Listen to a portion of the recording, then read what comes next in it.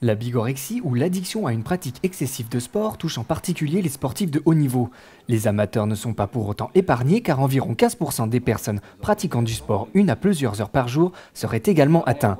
Et pour cause. Physiologiquement, on peut trouver en tout cas une des explications, je pense qu'il y a une explication psychologique certaine, qui est à mon avis plus complexe, mais il y a une explication physiologique, biologique assez simple, c'est que pratiquer du sport fait sécréter des endorphines, et du coup il y a un besoin, à l'arrêt du sport, on a une sorte d'intoxication et besoin de ce produit qui apporte du bien-être. En tout cas, les mécanismes peuvent s'apparenter à une addiction à une drogue, sauf que dans un cas c'est délétère pour l'organisme, et dans l'autre, c'est au contraire bienfaiteur pour l'organisme.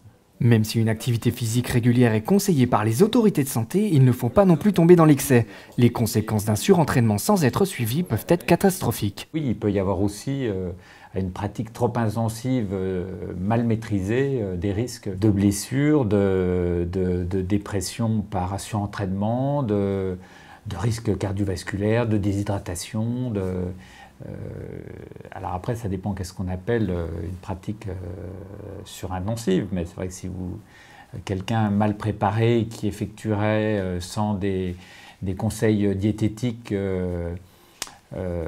plusieurs heures de sport tous les jours,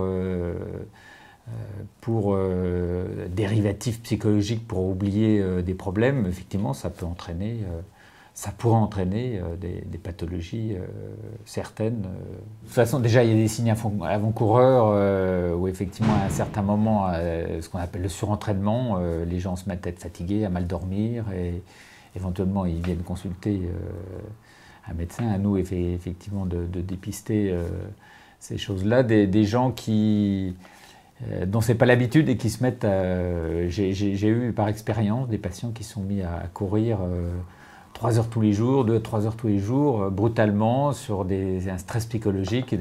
Et là, effectivement, c'est à nous de dire, attention, là, vous ne courez plus pour l'intérêt de courir, mais pour autre chose qui n'est pas forcément le sport. Vous trouvez dans le sport un dérivatif, mais qui cache quelque chose de différent.